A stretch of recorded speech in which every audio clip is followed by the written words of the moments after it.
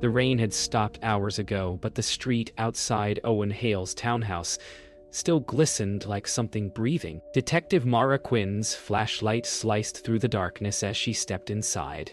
The hum of old radiators and faint jazz leaking from a forgotten record setting a macabre rhythm. "He called me last night," she whispered, her voice fracturing against the silence. Hale sat motionless at his desk, a pistol resting beside a glass of scotch, his final scene curated with the precision of a man who'd spent decades orchestrating truth.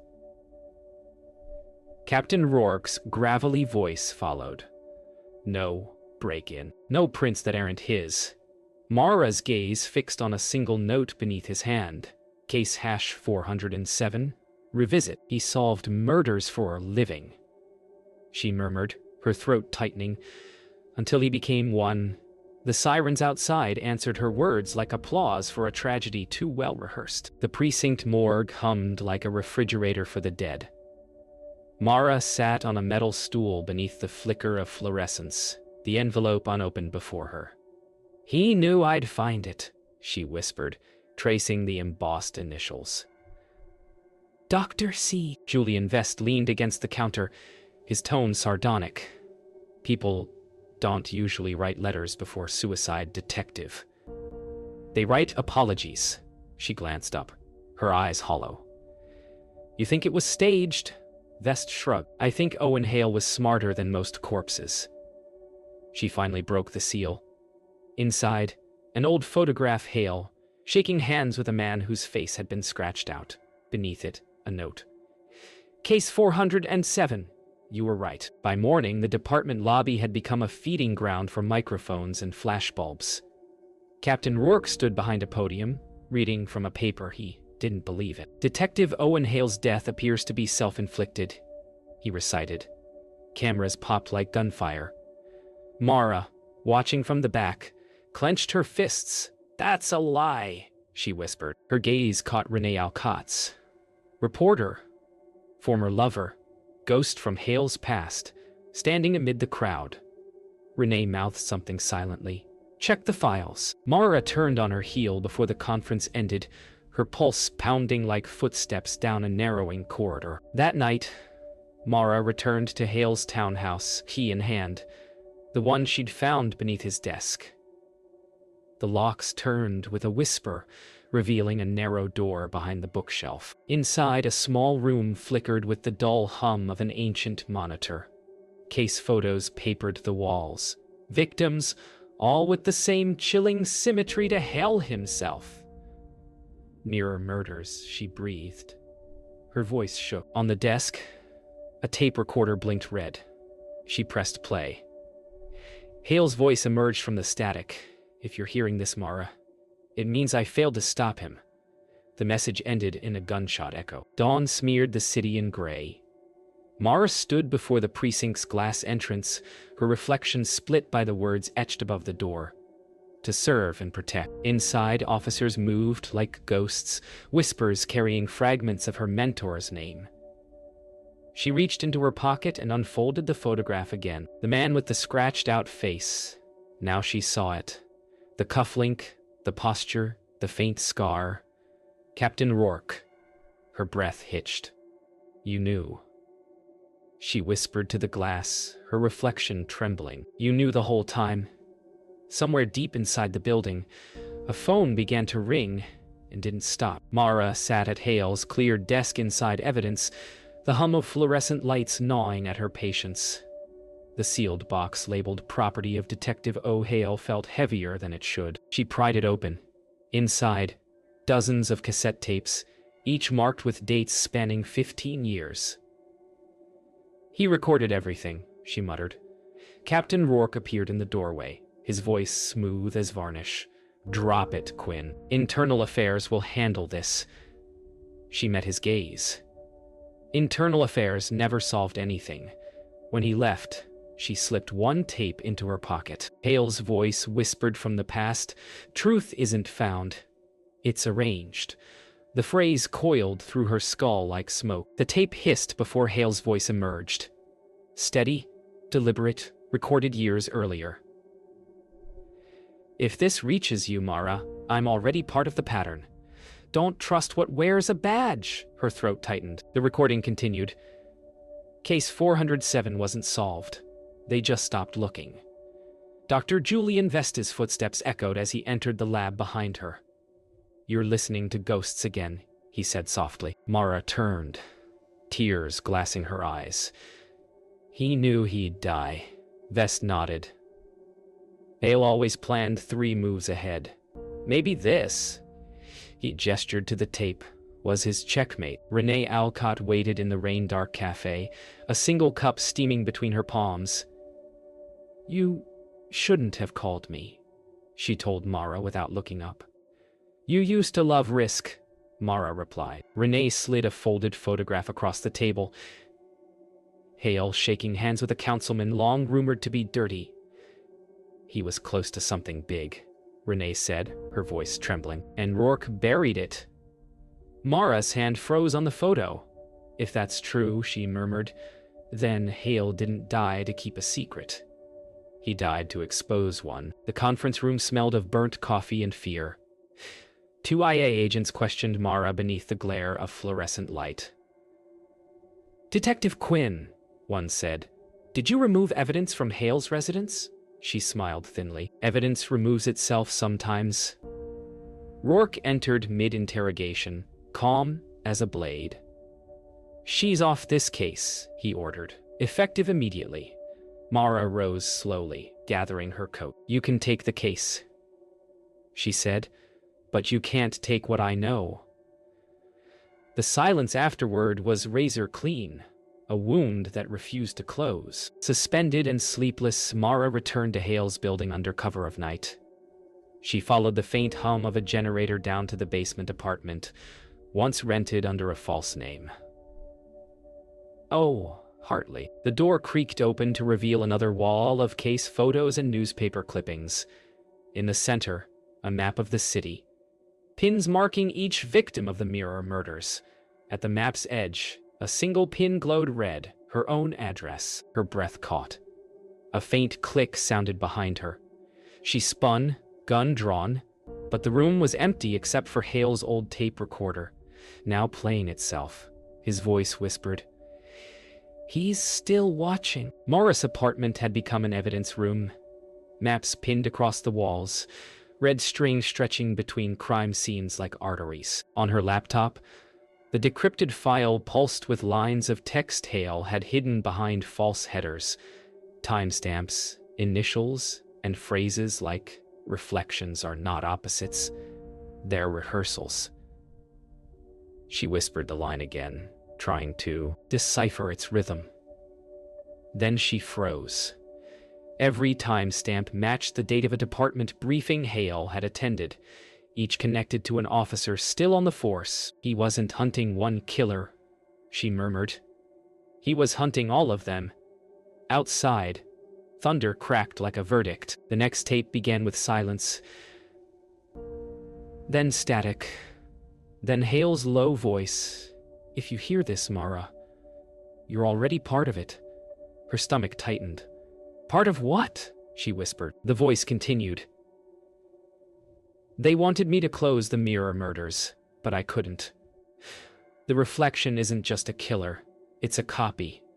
The tape clicked. A pause. Then a different voice, higher, mocking, familiar. "Hello, detective?" She yanked the tape out, her pulse hammering. She recognized that voice. "Rourke." Mara met Dr. Vest at the morgue again, her voice trembling. "The tapes. Rourke's on them." Vest's brow furrowed. "Are you sure?" She nodded, handing him the recorder. He pressed play, listening to Hale's confession stitched with Rourke's threats. He wasn't just investigating corruption, Vest murmured. He was blackmailing them. Mara's eyes widened. "Or he was warning me."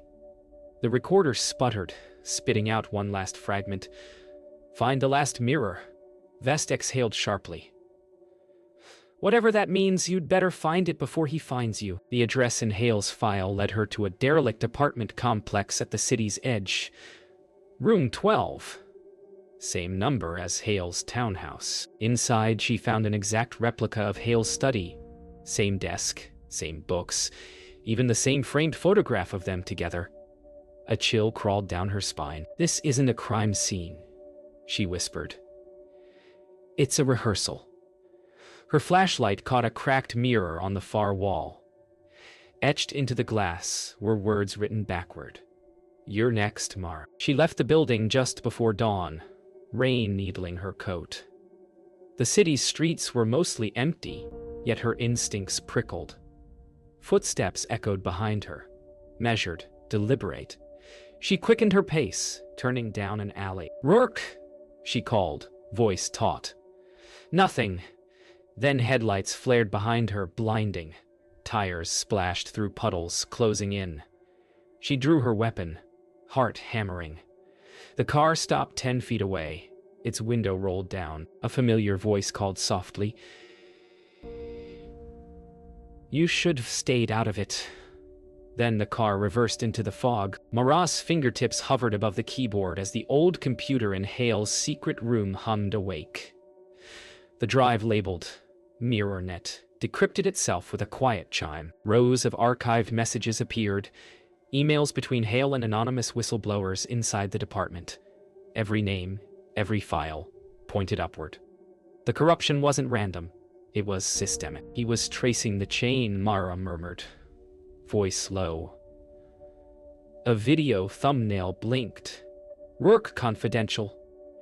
She hesitated, breath sharp. Her reflection in the monitor's black glass looked older, more haunted, like Hale's had in his final days. Mara sat in Rourke's office before he arrived. The blinds were half closed, slicing sunlight into hard silver bars across his desk. She placed the flash drive in the center, her pulse steady. When Rourke entered, his silence was heavier than accusation. "You broke into evidence," he said quietly. "You built it," she replied. "MirrorNet, it's all you." For a moment, something flickered in his eyes. Shame, perhaps grief. "You think you know what Hale was doing?" he asked softly. "He was trying to protect you from the truth." Her voice cracked.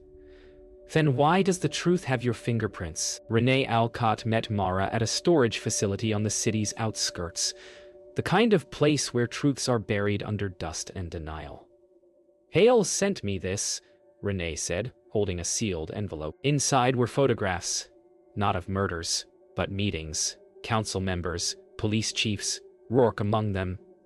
"He wasn't documenting crimes," Renee said. "He was documenting loyalty." Mara's stomach turned. "You mean the cases he solved were chosen for him?" Renee finished. The implication hung between them like static. "They let him chase monsters," Renee whispered.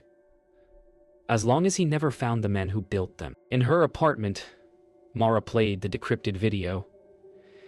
Hale's voice filled the room. Tired, fragile, human.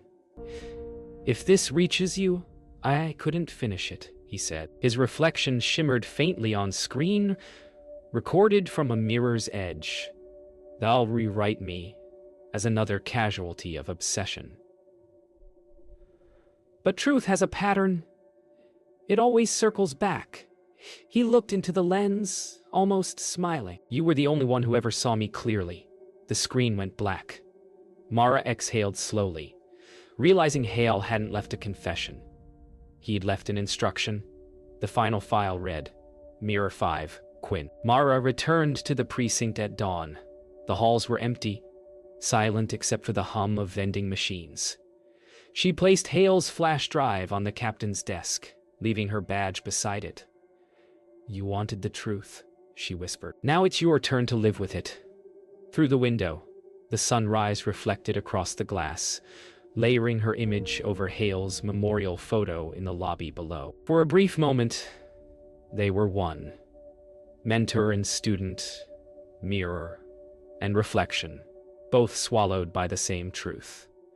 She walked away, The echo of her footsteps, the only sound left to testify. The newsroom's hum sounded like approaching thunder as Mara stood behind Renee, who prepared to air the story that would change everything. "You're sure about this?" Renee asked. Mara nodded. "If we stay silent, Hale's death stays meaningless." The broadcast light turned red. Renee's voice steadied. "Tonight, we reveal evidence suggesting systemic corruption within the city's homicide division." Mara watched from behind the glass, heart pounding. She wasn't seeking vindication, just truth, naked and irreversible. As the screen filled with Hale's recorded voice, Mara whispered, "You can rest now." The city woke restless. Phones rang endlessly. Rourke's resignation hit the morning feeds before sunrise.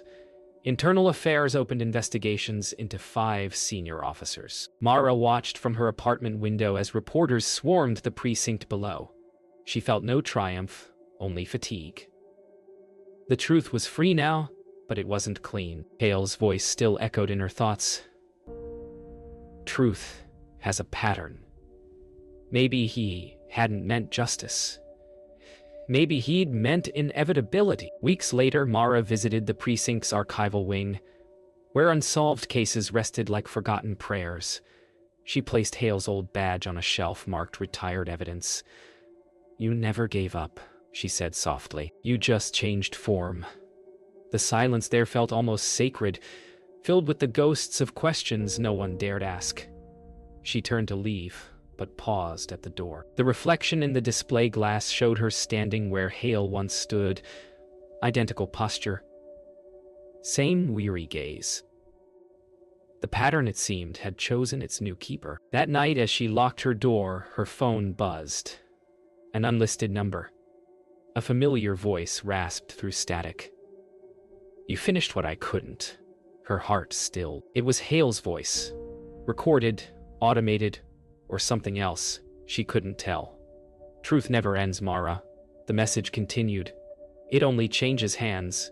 The call disconnected, leaving only the hum of her breathing in the quiet. She stood there a long time, staring at the reflection of her phone's dark screen. It almost looked like a mirror. Weeks later, the city moved on as cities do, but Mara remained. She returned to teaching at the academy, her lectures quieter, more deliberate. On her desk sat Hale's last note. "Truth isn't found, it's arranged." She smiled faintly, finally understanding. Truth wasn't about victory, it was about stewardship. Every student she taught, every case they'd one day solve, would carry a trace of him. The cycle had broken, not through revenge, but remembrance. As she closed her lecture notes, sunlight spilled across the page like forgiveness. The lecture hall was silent as Mara paced before her cadets, chalk dust coating her fingertips. On the board, she'd written 2 words. Truth patterns. Every case, she told them softly, isn't just about evidence, it's about perception. What we choose to see shapes what we find. The students listened, rapt. One young man raised his hand. "Detective Quinn, how do you know when you found the truth?" She paused, the question hanging like incense. "You don't," she answered. "You just decide when to stop looking." The echo of her own words unsettled her. It was something Hale once said, word for word. World. No ye. Late that night, Mara unlocked her filing cabinet and pulled out the last folder Hale had ever kept. Case 407. The file had been officially closed, archived, forgotten. She ran her hand over the worn manila surface, reading the faded typewritten title. For years, that number had meant chaos. Now, it felt like unfinished grammar. Inside, she found a single Polaroid she didn't remember. Hale standing beside her during her first day in homicide. On the back, in his handwriting, "You will understand someday." Her eyes stung. Maybe this was what understanding felt like.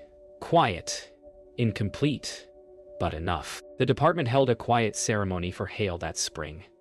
No speeches, no honors, just silence.